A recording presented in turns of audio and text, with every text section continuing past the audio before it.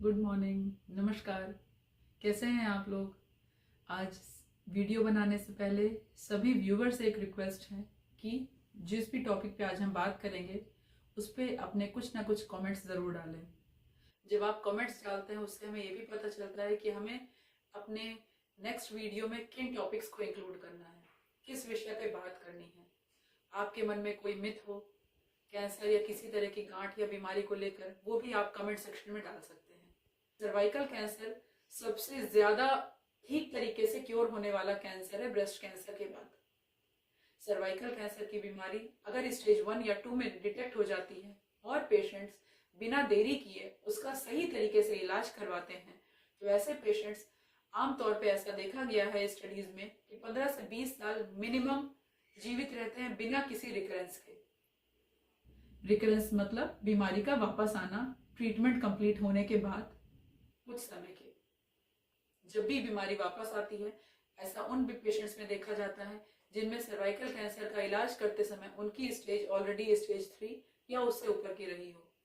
इसीलिए जब भी किसी पेशेंट को सर्वाइकल कैंसर होता है और अगर ऐसा इमेजिंग, जांच और एग्जामिनेशन में पता चलता है कि उसको स्टेज 2 से ऊपर की बीमारी है, माने स्टेज 3 या 4 की बीमारी है, तो ऐसे पेशेंट्स को हमेशा पहले कीमोथेरेपी और रेडिएशन थेरेपी देके बीमारी कंट्रोल की जाती है, उसके बाद सर्जरी की जाती है।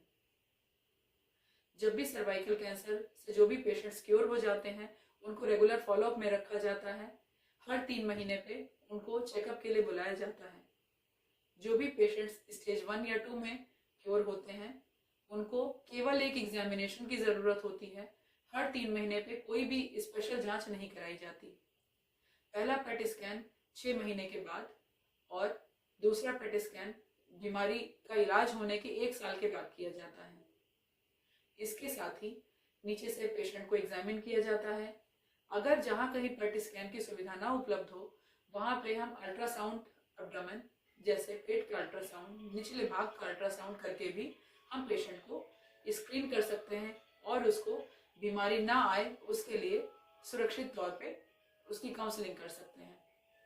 काउंसलिंग एक बहुत इंपॉर्टेंट पार्ट है किसी भी कैंसर को क्योर अचीव कराने में, और पेशेंट की तरफ से हम ये एक्सपेक्ट करते हैं कि पेशेंट का कंप्लायंस बना रहे। कंप्लायंस मतलब पेशेंट का नियमित रूप से आकर के दिखाना हर 3 महीने पे। कई बार पेशेंट्स हमसे पूछते हैं कि अब तो ये हमेशा के लिए हो गया, बार बार आना पड़ता है। उस समय पेशेंट्स और अटेंडेंट्स को ये बात समझनी चाहिए कि अगर ऐसा कोई पेशेंट जिसको कभी शुगर की बीमारी होती है और बीपी की बीमारी होती है या हार्ट की कोई प्रॉब्लम होती है, उन सब बीमारियों में भी उसको रेगुलर चेकअप कराना पड़ता है। हर 3 महीने पे जाके, हर 6 महीने पे जाके। ऐसा वो डायबिटोलॉजिस्ट, एंडोक्राइनोलॉजिस्ट या फिजिशियंस या कार्डियोलॉजिस्ट यही सजेस्ट करते हैं आप 3 महीने पे आके दिखाते रहिए, जिससे आपकी रेगुलर जांच हो और आपका बीपी आगे ना बढ़े, या अगर कंट्रोल में रहता है तो अगर हमें कोई मेडिकेशन कम करनी है या बदलनी है तो वो नियमित रूप से बदली जा सके।